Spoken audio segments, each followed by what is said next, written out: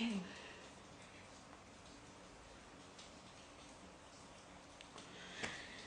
Hi guys. Good morning, good afternoon, good evening, wherever you are joining us from. Welcome to another edition of The Real Talk with Rachel. I'm so excited. I'm so excited to be here again. And on this month's edition, we'll be talking about the topic called overcoming the fear of failure, and also how to embrace setbacks and move forward. And today we'll be having, I call her Star Girl actually. I don't know. It's just that the way she does her thing, she really inspires me a lot. She goes about like talking about God, and the way she does a lot of things, and she has been winning back to back. Is none other person than Chioma Uchendu. And without wasting our time, I'll be inviting her. Uh, yes, I will be inviting her.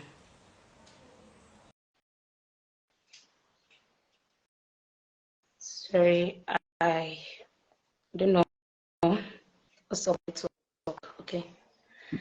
Hi, Choma. Hello, Rachel. Hi. How are you doing? I'm fine. Thank you for the wonderful welcome. Thank you so much. Thank you so much for agreeing to this. I really You're appreciate. welcome. So let's just dive into it. And the way we do it, we ask you to briefly introduce yourself. Okay. Yes, we know you, but we just want you to introduce yourself again before we start the session. Okay. Thank you. Hi, everyone. My name is Choma Chindu, and I am currently a PhD candidate at Rutgers University, New Jersey, US. And I also do like besides grad school, I also do a lot of volunteering and do other stuff. Right, my life is not just centered around school. So I work for the award, which is a UN charity organization. I'm a global youth ambassador where we try to our main goal is to just achieve quality education for everyone. And I also like do a lot of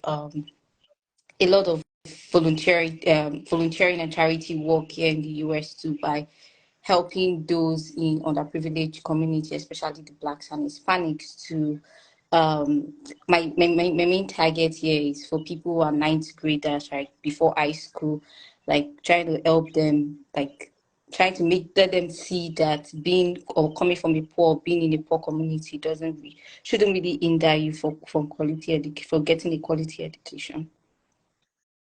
Thank you so much. Thank you. And before I dive into the questions, I know many people really have this issue of dealing with failure, especially when they see a lot of people they look up to and they are winning, they are sharing their success story. They believe that maybe they've never failed at one point in their life.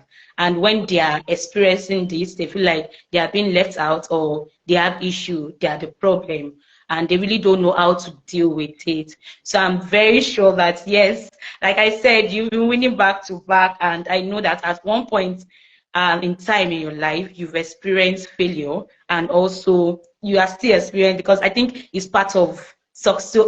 For us to be successful, we need to experience failure. So I just want you to share why I'm asking the question. Just share how you've been able to your journey, how you've been able to embrace failure and also move forward. So my first question here is what are a common fear that hold people back from pursuing their goals or dreams? Okay. So there are a lot of fears that can hold people back, like from chasing their dreams and goal. And I listed about five. So one of them is fear of failure. Like you're so afraid of making mistake, of being insignificant. We are afraid of facing disappointment. We are afraid of being judged. That most times, all of this could like discourage us from taking risks and pursuing our dreams and vision. But like I the approach I'm coming from is like for us to see failure as a mindset, like for us to see failure as a natural process that occurs in life, right? there's always like the duality of the existence of life. There's the good, there's the bad, there's the ugly, there's the beautiful, right? Life can't all be like rosy all the time. So to just come to that thoughtful conclusion that failure is part of a process, failure is part of a growth, like, so like you shouldn't be afraid of it. There are also like fear of unknown, like your fear of the uncertainty that will happen in the future. These are also like the type of fear that could like actually hold people back.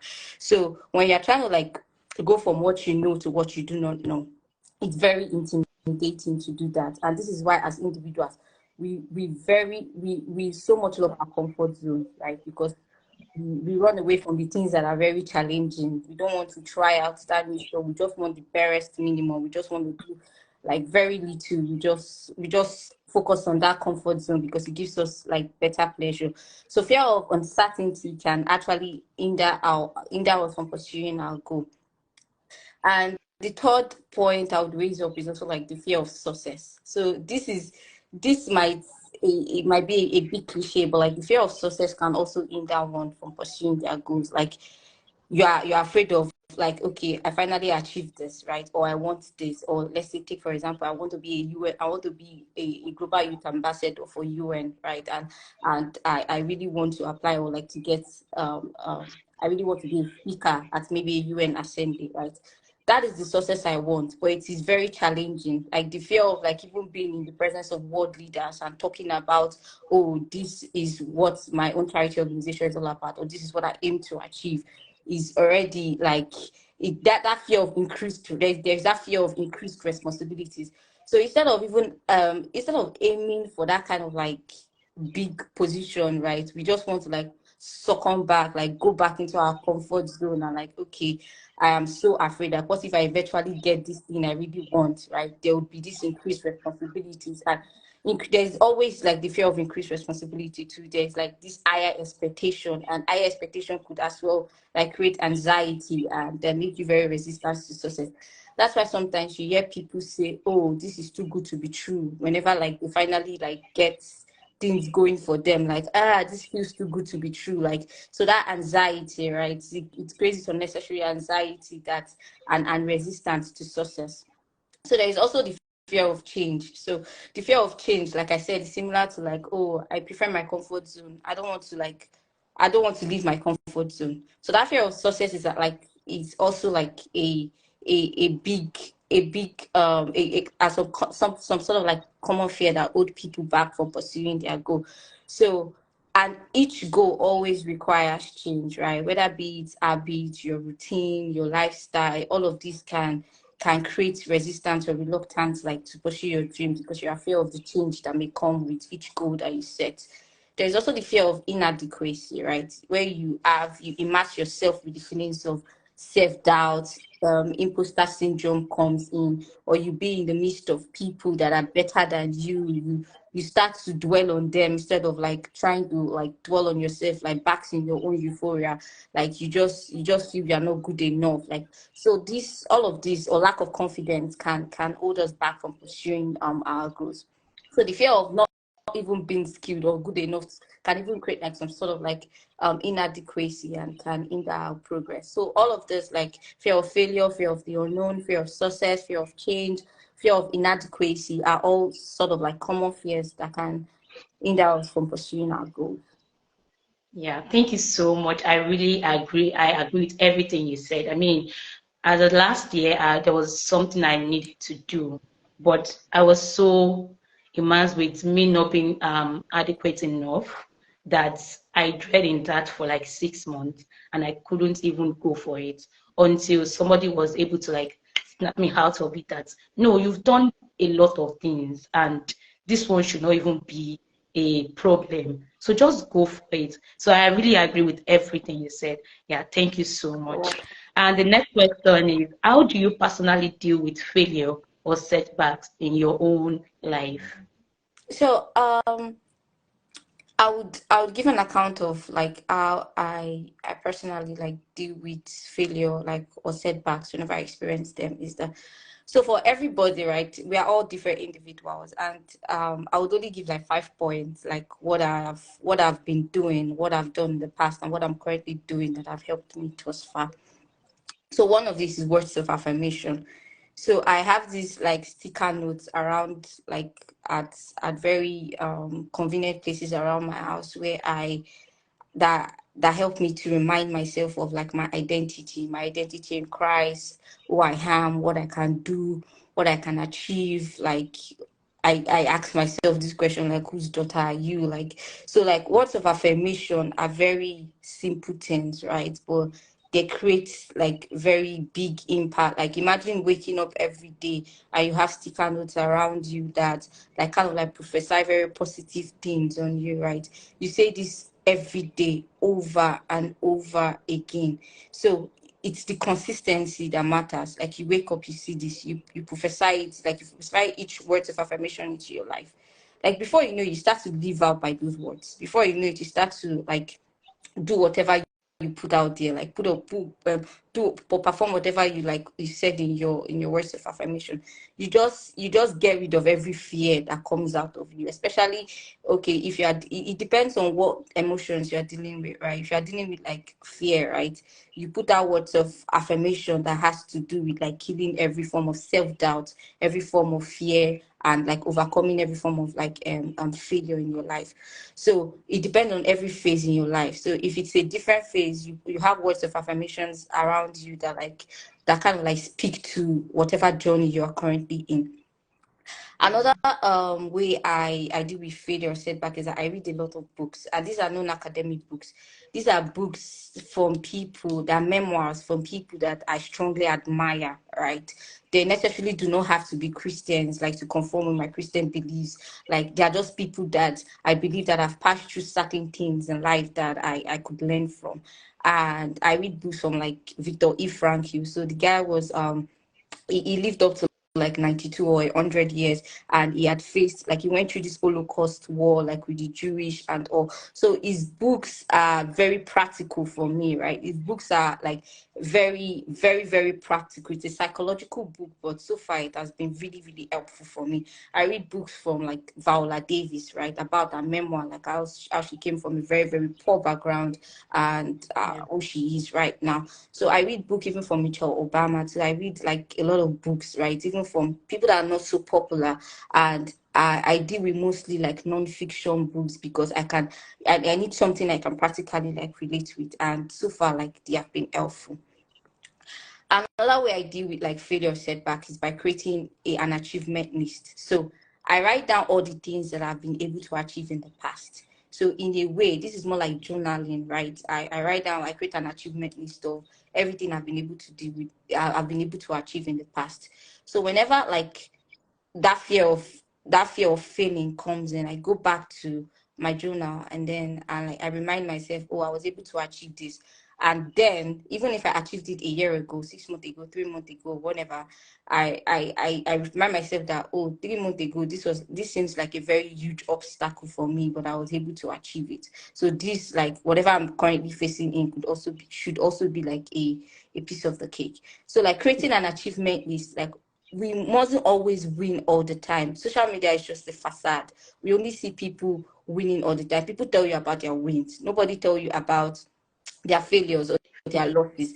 People take thousands of pictures, but they don't put the pictures that are like not so perfect. They pick out one or two pictures that are the best, and then they put it on social media. So like I think the what we young people do is that we try to like live our life based off of people we admire on social media, forgetting that each of us have our own different paths, right? So that very little thing you were able to achieve or cross off your bucket list is very huge for you. Appreciate it. And also in setting your goals, like one of the things I really like to do is to prioritize my tasks. So I focus more on the process than the outcome. I understand that, oh, I want to eventually get, I set a goal and I understand that, oh, I want to eventually get something, right. I am not focused on the fact that, oh, I'm waiting until I achieve this thing to be happy, right. i Yeah. am i am I am also taking note of the things that I learn in the process while like trying to attain this goal. So the problem people have is that when the problem people have in dealing with failure is that when they do not achieve certain thing, they tend to like write off even the processes and all. Like Yeah. they get very fixated on like, oh, this is the outcome, this is what I aim to, this is what I aim to achieve. If I don't achieve this, then it means I'm a failure. No, because all the while, like if you if you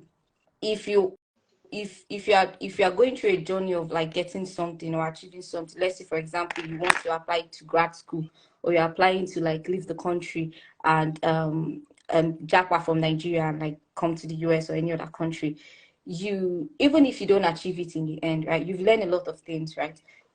That process of going through that, messaging or emailing, doing a cold email professor, like certain things that you know that, oh, I've been able to, these are all the things that I do. Even if you don't even even though you don't eventually like get a success email, you could as well like send an email back to the department like, oh, what do you think I should improve on? You've learned. So most times, like I what I advise people to do is that focus on your process, right? The process, you will learn a lot of things about yourself, about everything. Like, and so eventually when the outcome is not so good, right, you shouldn't really beat up yourself because you've learned so many things like while you're trying to like achieve such success. And the last one is to pray. So I'm a Christian and I intentionally like work towards writing down my triggers and praying about it and asking God to help me to work on, to come out from that negative emotions of being a failure. Yeah, thank you so much. Thank you so much. So, like I said, I agree with everything you said. And I think I just want to add to it that most times we young people, we tend to want to jump the process. We want the end result. We don't want to pay attention to the process, what's happened during the point where you were praying or you were preparing. And when you get those results, we don't want to pay attention to it. So when we see people achieving things, succeeding, when they are posting pictures, what is running to our head is, how can I get this?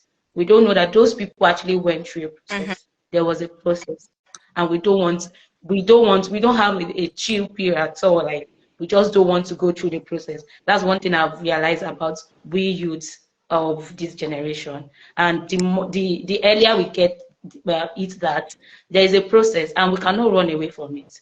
We just have to go through it. The better for us.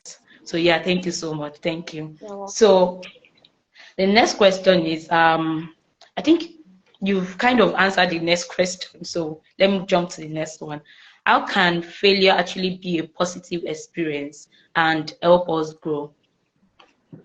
So failure can be a positive experience and a catalyst for personal growth in several ways, such as like it could provide room for learning and opportunity, right? If we really want to achieve anything, right? Oh, you say, oh, I want this before 3 months time, or like this is what I want to achieve like in a month's time or in a year time, right? And even if you fail from it, right, you are not the same person you were like 6 months ago. Even if you can't see it, right, even if you can't physically like see that growth, right, but like you are not the same person you used to be like a month ago, 6 months ago. Like, heck, you are not even the same person you used to be a day ago, like a week ago. So it's a room for learning and opportunity in a painful way. Like, don't get me wrong. Like, cry if you want to cry, right? You failed, but like, it's not. It should provide like a room. It's a learning. It provides room for learning and opportunity. Failure can also help one to like be resilient and persevere. Imagine trying to achieve something, you fail, right? You try it again, you fail, right? Like, because you really want that thing so much. And love is a very, very powerful tool, or passion. Like, take for example, you are very, very passionate about something, you really want to do this thing, you really want to achieve this thing. I don't You will get to a certain point because of your love for that thing, like no amount of failure that would make you like want to quit on that. Before you know it, like you've developed this very strong resilience, and that's a very positive experience for self-growth. It could also be a tool. Failure can also be a tool for self-growth by helping you like through innovation and creativity, right? You know that you failed one time, right? you write down all the things that you did that went wrong, and then you're like, okay, let me try this thing, let me do a lot of permutation, let me do a lot of combination. You are being very creative. You are being like, oh, this is what I did wrong, this is what I'm going to do next. So that's a way of like innovation, that's a way of creativity. It doesn't have to be something that is so amplified that the world has to see. It's between you first, right? So that's like failure being a tool for self-growth also means we ourselves like trying to understand ourselves a lot, right? You have to come into a position where we are very self-aware of like a lot of things that happen to us. Other people will not be able to point that out to you, even though your friends around you are able to point that, oh, I think this is what you should do, you should do. Like, you know yourself better, right? You know your circumstances and situations around you better. So um let's even take for example like people who have even achieved like notable things in the past, like Thomas Edison, invention of light, that the Wright brothers that wrote the aerodynamic, this thing. Every achievement that people did in the past didn't just come at once, right? They tried and they tried and they tried, right? And that was what that was what brought about like good innovation and creativity. So failure as a positive experience, failure as a tool for positive experience could also be useful in helping us to redefine our goals and priority. Oh, you've tried this, you note down that, oh, these are the things I don't want to try anymore, right? I want to, let me try other things, right? Maybe this isn't for me. Maybe I thought I was very good at this particular thing, but it turns out that okay, maybe I'm not so perfect in it. Like what are like those personal skills you have to have? Like what are those like career skills you have to become like better? So in that way, you redefine your goals instead of like just shooting your shots, right? You take a step backward and instead like equip yourself. You build capacity, you build like Yeah.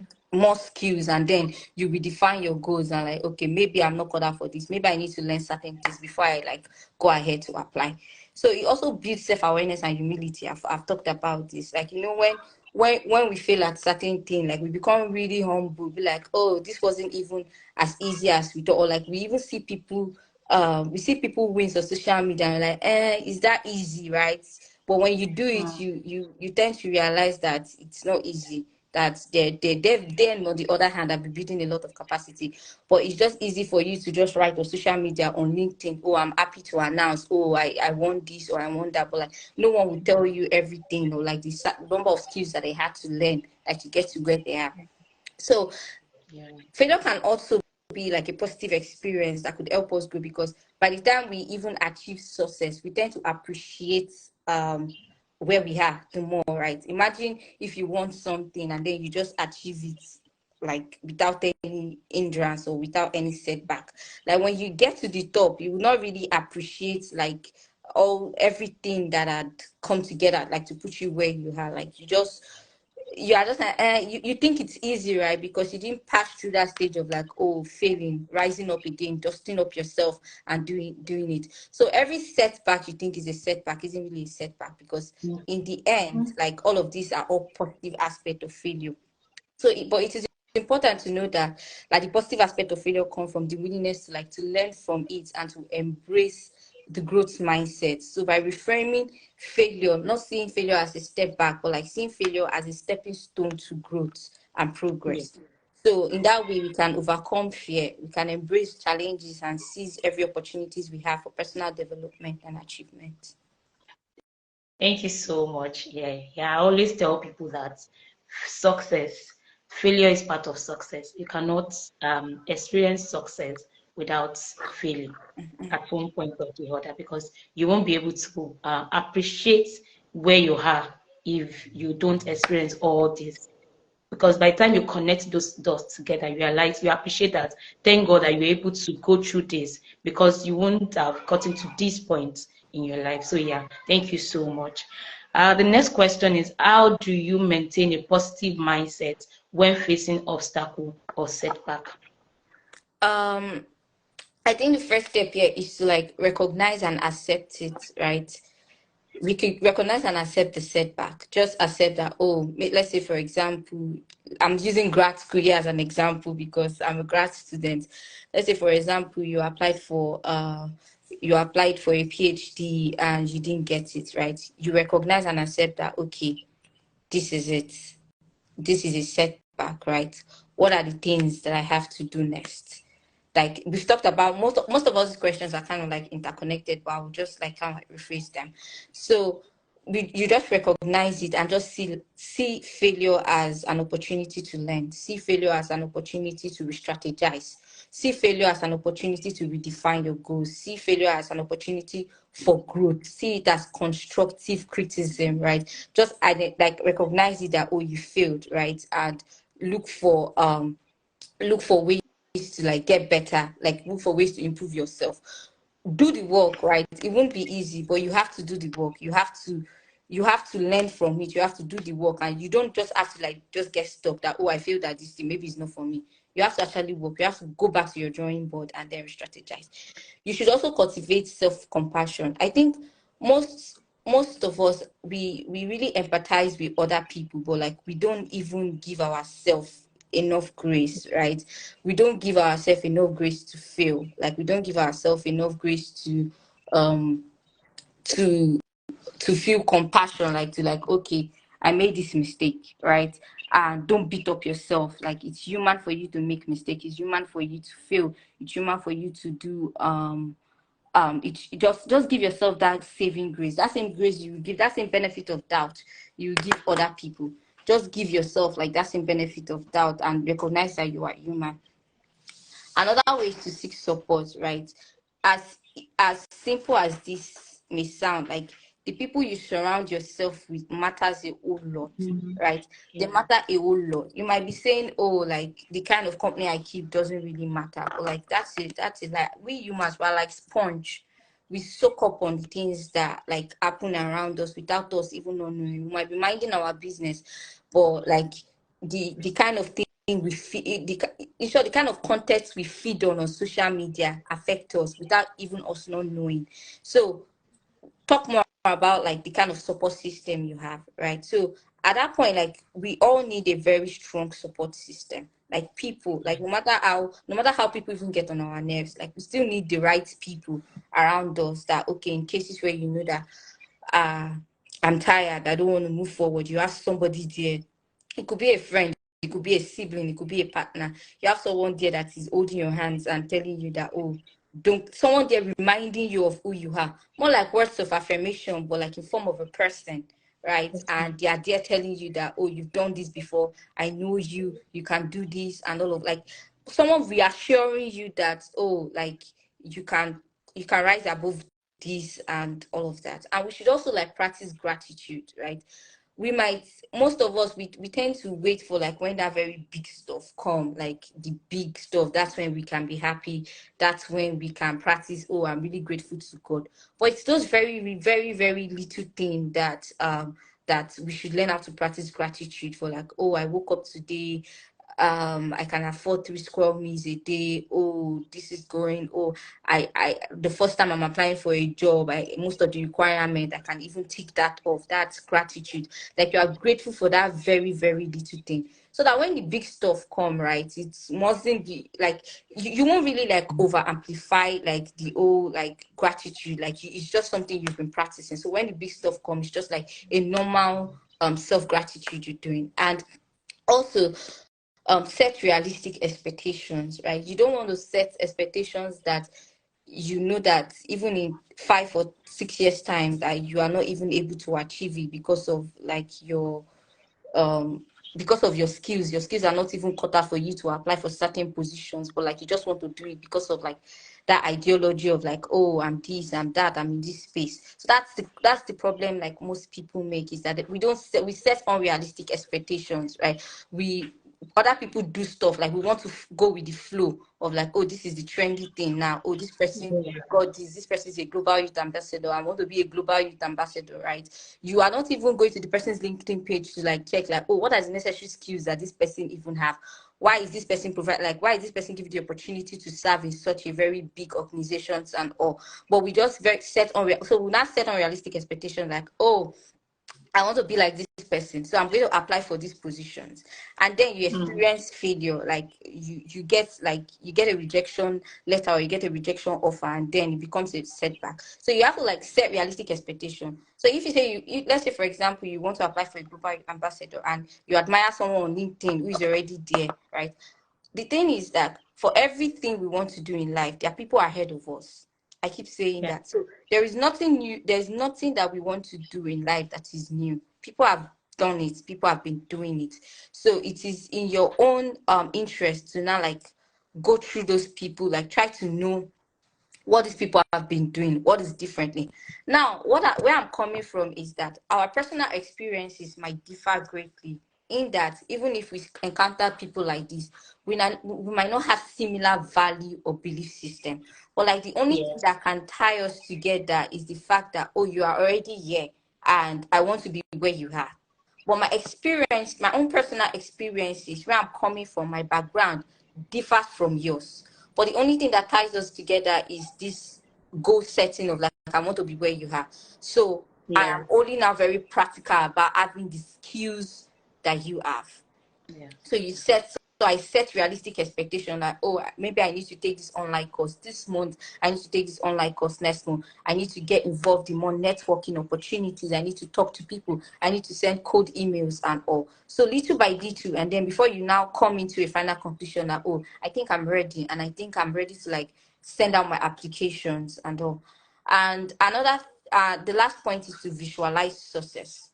So most times when we just bask in that euphoria of like, oh, what does it even mean to be successful in this, right? You just create that mental image of like, oh, I see myself going to different, like traveling around the world. If that's your goal, you see yourself traveling around the world, you just set that very clear mental image. You see yourself, like you picture yourself in these different countries, in these different resort centers that you've been dying to go to. So you visualize success. When you visualize success, like you see yourself already immersed in those places and in those things you want to do, like in a way would help you maintain a very positive mindset when facing obstacles and setbacks. You're like, nah, I have to travel to these 16 countries, and so nothing is stopping me back. So you are ready to do anything to make more money, to invest, to have a good finance system working for your favor.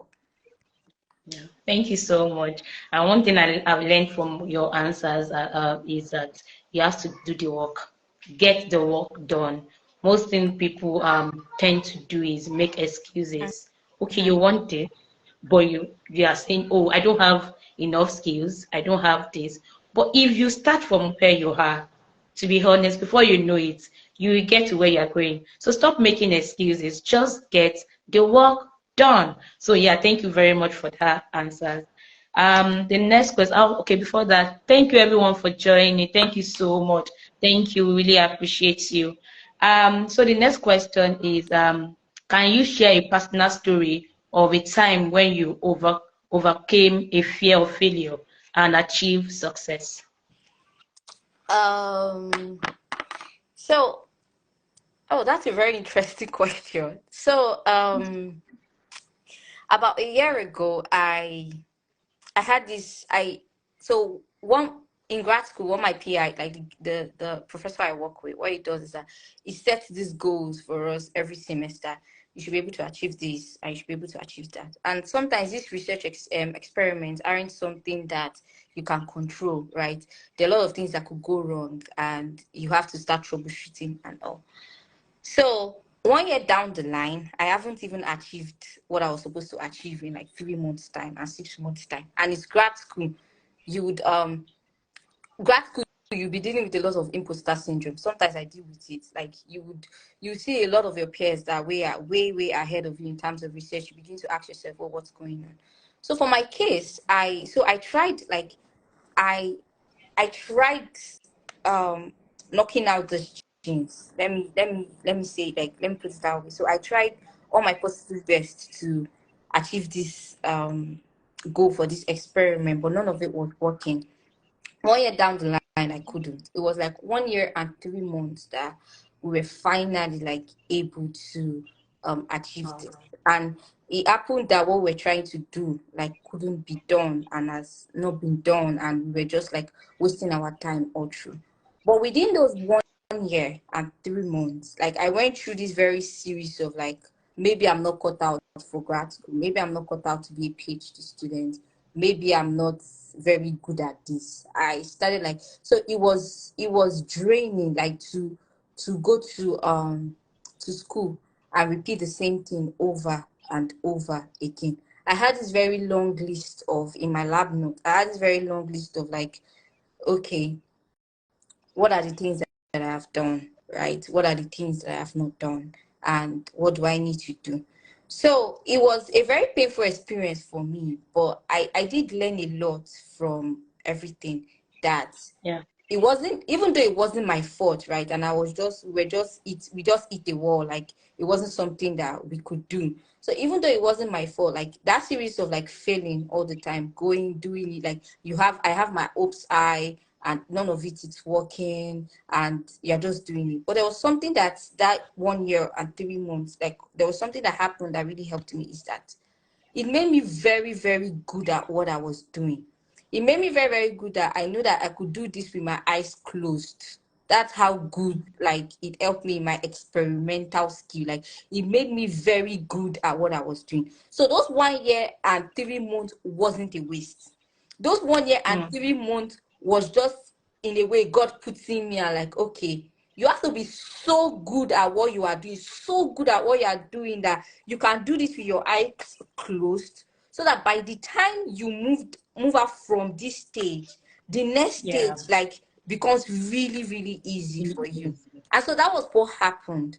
So I became Wow. really good at what I was doing. That although I wasn't focusing on the process, I wouldn't lie, I wasn't focusing on the process, I was just focusing on the outcome. I just wanted it done and out of the way. But even when the outcome didn't come, right, the process was what really led me to being a very good research experimentalist, like, so very well that I could do certain technique with my eyes closed. So the 1 year and 3 months were painful, but at the same time, they were a learning curve for me. They were like this very sharp learning curve for me to become very good at what I'm doing. Right? Yeah. And those periods were like building capacity for me. Those periods were periods that I was learning a lot. I learned so much about myself. Like, I knew the way I dealt with failure was bizarre. Like, the way I dealt with failure wasn't good at all. Like, I had to, like, consciously do not allow, like, I had to be in a safe space of mind to consciously, intentionally learn not to allow my failure at the lab, or like failure of going every day to work and not achieving my set goals, like, hinder my happiness, right? I had to separate that life of, like, this is my personal life. My personal life is working really, really well. Maybe my career life was a shit at that was shitty at that period, but like, I was really self-aware to, like, knew my certain triggers, right? And know that, okay, this is where I draw the line. This is where I go to work and I leave every emotions at work, then go home a happy person. This was where Yeah. I cultivated the habit of, like, words of affirmation. I have words of affirmation everywhere, like in very convenient places at my house, where I remind myself I'm not a failure. I am not a failure. I am good. I am cut out for this and all. So yeah, those failure isn't a good emotion. They aren't good thing. But like, what I keep telling people is that see failure as a sort of growth, because there's some certain things that you have to do, fail at it, for you to become very good. There's a certain Mm. experience you have to feel, like, no matter how you say that, oh, like, you want to learn from other people's experience. Those people experience you are learning from is very unique to them, because they Mm-hmm. know themselves better than you would ever know them. People would only Yeah. come online and tell you, oh, I did this, be a motivational speaker to you, and tell you what they did and what they didn't, right? But no matter how much you do yes queen or yes king to them, like, Mm-hmm. those experiences is what has shaped them, right? Those experiences is what make them to be who they are, right? And so you have to Yeah. find, you have to have your own personal experiences. I'm not saying you shouldn't learn from, certainly there are other people experiences you could learn from to avoid certain mistake, right? But there are some experiences that are very unique to us and unique to our growth. So Yeah. you don't want to play it small. You don't want to say, oh, I do not want to leave my comfort zone. Because then again, you are missing out on those failure, on those opportunities that will make you better. And you also want to, like, go away from your comfort zone and then try to, like, okay, even if I fail, what have I learned from this failure, right? What have I learned from this failure? And one of the things, like, I think that stood out for me in, like, my sticker notes that I put as words of affirmation were, like, I think I asked, there was a sticker note that I asked myself, like, what are you most afraid of? I wrote down Mm. all the things I was most afraid of. And in the end, I just said, well, do it anyway, right? Because they won't kill you, they won't take your life. And that's the essence of life, right? They will only you would only fail at it, rise up, and then continue. And you've learned a lot from it. So do it anyway. So I think that's my own take home for like people who are listening to this, is like to write down all the things you are most afraid of. Like, you know what you want, and then write down all the things that you are most afraid of, that you know that, okay, that is stopping you from going after this, and then just do it anyway. You don't ought to try. All right. Thank you. That was powerful. Thank you so much. Thank you. So, my next question here is, how can we differentiate between LD and non-LD fear of failure? Okay, so that's a very good question. So there are several ways we can actually like differentiate between LD and un-LD fear, by asking yourself like certain questions. First of all, how does this fear impact your well-being and growth, right? So healthy fears, like healthy fears of failure, will motivate you, it will drive you, it will make you perform better, it will make you learn from your mistake, it will make you strive for improvement. They will encourage your personal and professional growth. Like, you just want to, like, you ask you what for healthy fear of failure, you ask yourself, what's the next thing? You achieve that, you ask yourself the same thing. You achieve that, you bask in the euphoria of, oh, I did this, and then you ask yourself the next question, what's the next big thing? You do that over Mm. and over again. That's healthy fear, because you are acknowledging the fact that you failed. You are acknowledging the fact, you are accepting that, yes, this is a setback, but you are not basking in that setback. You are not Yeah. like being in that setback. You are only seeing it as a tool for pivotal change, for growth. But for unhealthy fears of failure, on the other hand, it will hinder your progress. You have this excessive anxiety. You amplify those anxiety. You have self-doubt. Imposter syndrome will now creep in. You start asking yourself, am I cut out for this? Am I not? Maybe I'm not ready for this. Maybe I'm not good enough. But the truth is, even the people that have walked through the paths that you're about to walk through, also had these fears, right, of imposter syndrome. But it is those who never like gave into those imposter syndrome that we see at the finishing line. There are Yeah. other thousands of people that we don't see at the finishing line because they gave into like imposter syndrome. Another way Yeah. to differentiate between LD and unhealthy fear is in terms of persistence and resilience. So LD fears of failure will never deter you, like it will never deter you from pursuing your goals. They instead, they will drive you. They become an anchor for growth. They become an anchor of like, okay, I need to, this is what I learned from my setbacks, I'm moving forward. They become a challenging factor for you, right? You want you sure when you see challenges, you even begin to laugh at challenges, like, because challenges becomes like, it's not new for me. There's nothing new under the sun. So like, I want to try new Yeah. things. No matter, in short, challenges intrigues you for healthy fears of failure.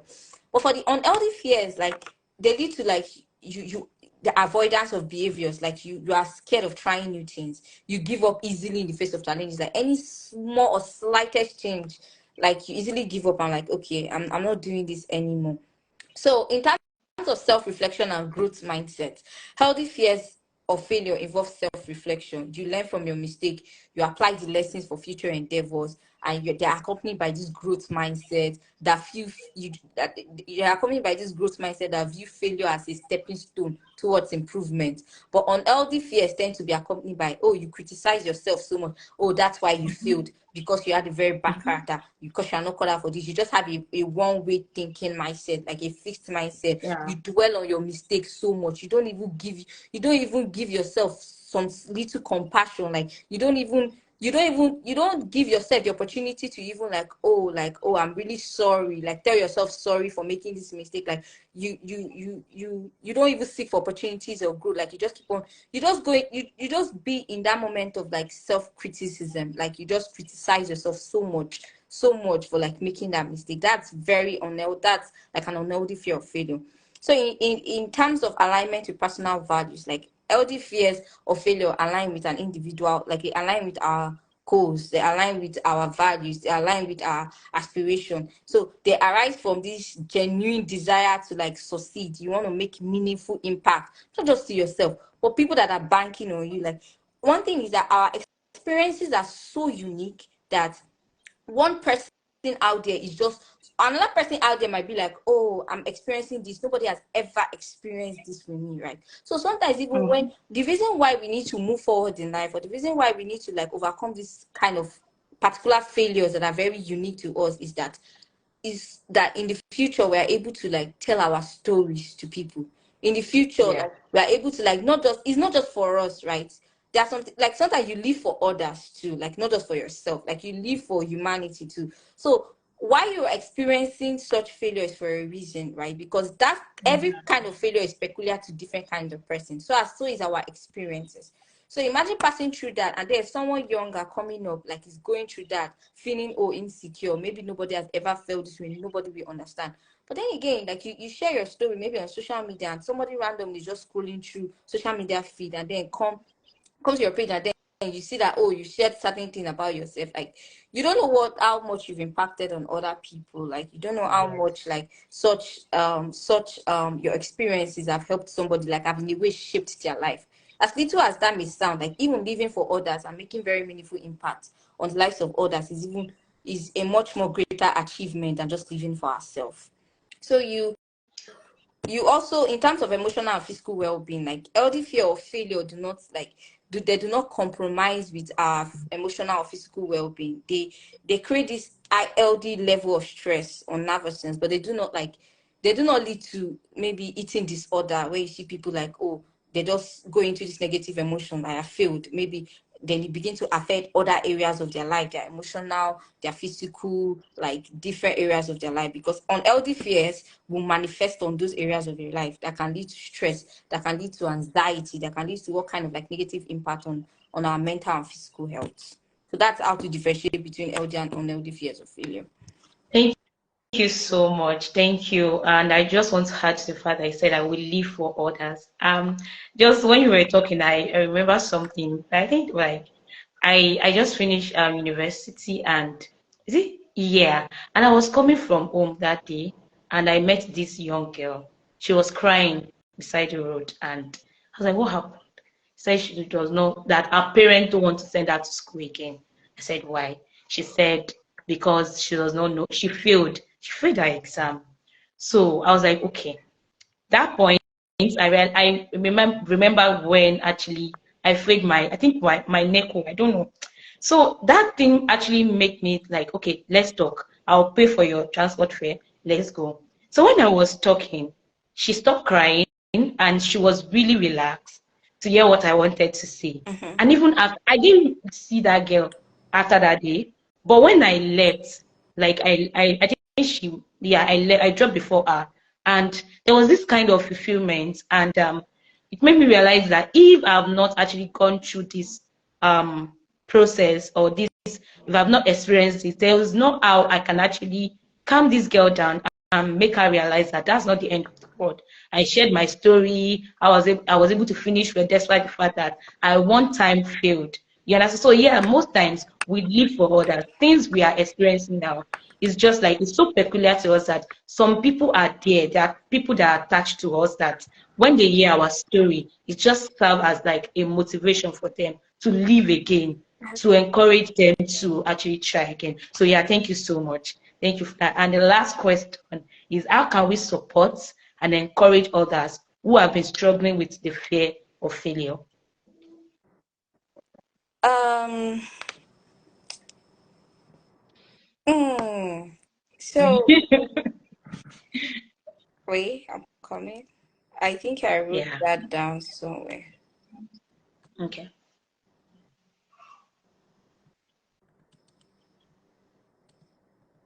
Okay. So, like I said, for how can we support others who are struggling with the fear of failure is to understand that everybody's experiences are different, like we said, and give people like, you want to come through as a support system, like not as somebody like, oh, you have to do this. I think by now I should expect you to have done this or have achieved this. So coming through the lens of a friend, right? If I'm supporting a friend, like in terms of anything, you have to be patient with them. You to come into this realization that even if you are moving forward, you are ahead of life. Like, not all fingers are equal. Not everybody starts Mhm. life journey like on the same space, right? And Mhm. that's where you have to be like very patient, like for like with your friends or with people around you. Like you first of all, I think for me, for people around me, what I start with, that I ask them certain questions like, what do you really want out of life? Like, tell me, because I cannot help you if you really don't have a defined goals, right? You mustn't like, even when people tell me, oh, I admire you so much, how do you do all of that? And oh, I want to do this, I want to do what you are doing, and or like, I don't, I'm not saying you can't do what I'm doing, but like, where I come from is that you have to tell me what you want out of life. That's like, let's start from there. Let's start with what drives you, right? Because I come from a place of like, I come from a place of love, because I know what love can do, right? When you really like something, you would do everything, right, within your power means to achieve that thing. So what drives you used to be like the basic foundation. I ask people, tell me what drives you. When you tell me what drives you, then we are going to, right, work out plans on how, like, we set little milestone that we prioritize our tasks. What are the milestones, what are the things that we can do, like, every week, in 3 months time you'll be better. Mm. So that's where, Mm. like, that you need to have like some level of patience, like, with people.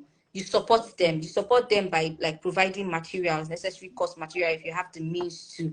You also help them in creating like an achievement, like to-do list, where they like tick off like their achievement list. And or you empathize with them too, like maybe if they along the line that they feel, right, and you just empathize with them, like, so form of empathy, because you've been there, you've also experienced your own part of failure, so you'll be able to easily like empathize with them, that okay, I know how it feels, right? Talk it through with them and all. So yeah, I think that is it. The basic question is to just Yeah. ask what drives them, and then talk, like, tell them the different roads that is available for them, or different paths that's available that they can venture into. Thank you so much. You're Thank you welcome. so much. Thank you everyone for joining. Thank you, Chioma, for agreeing to this. I really appreciate. Thank you so much. And this brings us to the end of this section. Thank you so much. Thank you guys for joining. Really appreciate. Do we have any question for Chioma before we leave? If there is any question, please let us know before we leave. Let's just wait for like 1 minute. Let's see if there's any question. Yeah. Please, if you have any question, just type and we I'm not seeing any question here. same here. Okay. In the absence of that, oh, I think someone said yes. Okay. So you can just type your question. We'll be waiting.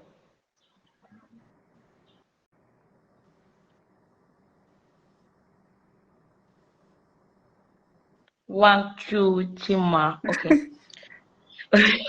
Okay. Someone said, what is healthy balance between being ambitious and setting realistic expectations? Okay, this is a very, very dicey questions, right? Because for ambitious people, like for ambitious people like me, right? There's always like the next thing, the next big thing, the next thing. Like sometimes I even forget. I forget to like, okay, give myself some like a breathing space, that okay, you need to rest. Appreciate that you've achieved this and all. So being ambitious is that you don't have a break. There's always something. There's always something which can in the long run be very overwhelming, that you just lack that desire to like, oh, do I even need to do this? I'm really tired and all. But realistic expectations are like the things that you know that okay, within 1 year, within 1 year I want to achieve this thing. If I'm being too ambitious, I want to achieve it in less than 3 months, which I could, but it will overwhelm me, right? Mhm. So that the boundary here is that what can you do all at once? Like you can actually do all these things all at once, but you have to give yourself like some some healthy deadline, like, okay, I can do this in 1 week. I can actually do this in 2 weeks. I could do this even in 6 months or in 3 months. So setting realistic expectation is setting a kind of expectation where you know that I could achieve this thing in 1 week, but I don't want to achieve it in 1 week because I want to rest. I want to, like, I don't want to overwhelm myself, so that when the next opportunity come, I won't feel really, like, I won't feel listless, like not to act, like not to like apply for such opportunities, right? So that realistic expectation is just having like, okay, instead of achieving this thing in 1 week time, I'll achieve it in like in 2 weeks or in 3 weeks or in 4 weeks. In that case, I'm taking everything in a mindful space. I'm taking everything gradually. I'm not overwhelming myself. So I give room for more opportunities. So when more opportunities come, I don't become really, really too tired or like too overwhelmed. So that's the healthy balance. So imposter syndrome,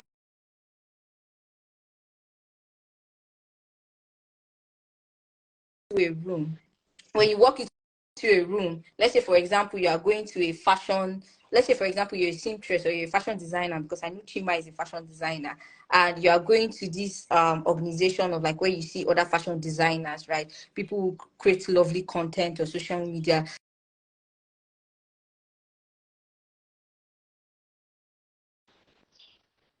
or you walk into this organization and then you see people designs that, oh, you see, oh, this person looks more packaged than you are, oh, this person seems better, oh, this person's design seems better.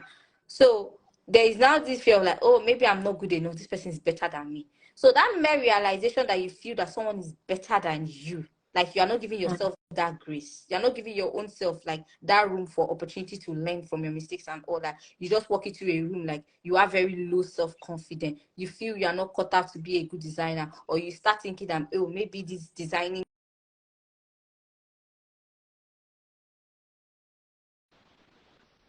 of, that feeling of like thinking that you are like way like less, like when you walk into a room you feel that you are way like um less than people. Okay, I think this is the last question that we'll attend to. Someone said, is having a certain personality trait a significant factor in achieving success? So like one of the personality traits that I have, like one trait or skill that I've been able to master so well that have helped me, is the feeling of resilience. It will go a long Mm, way. Like if there's mm, one thing that I know that I've thought far helped, is like I don't know how to give up. Like I do not know. But then again, like I differentiate between like when to give up, when I know that okay, maybe this isn't even this, like maybe God just doesn't want me to be here, right? Maybe I'm coming from the spiritual angle right now. That's when I can give up. Maybe from a spiritual angle, when I've talked to God and like it seems as if okay, maybe this is not the path He wants for me, then I can give up. But you see, having that skill, that resilience of like not fading, like even when the everywhere around you is burning to mm. ground, it will help you so well. It's a skill that it's a life skill. It's a skill I recommend. Yeah, thank you so much. I hope Choma was able to help, answer all the questions. Thank you so much. Really appreciate. So we've come to the end of today's section. Thank you everyone for joining. Thank you, Choma, once again for agreeing to this. Thank I you. really appreciate it. All right. Bye. Bye.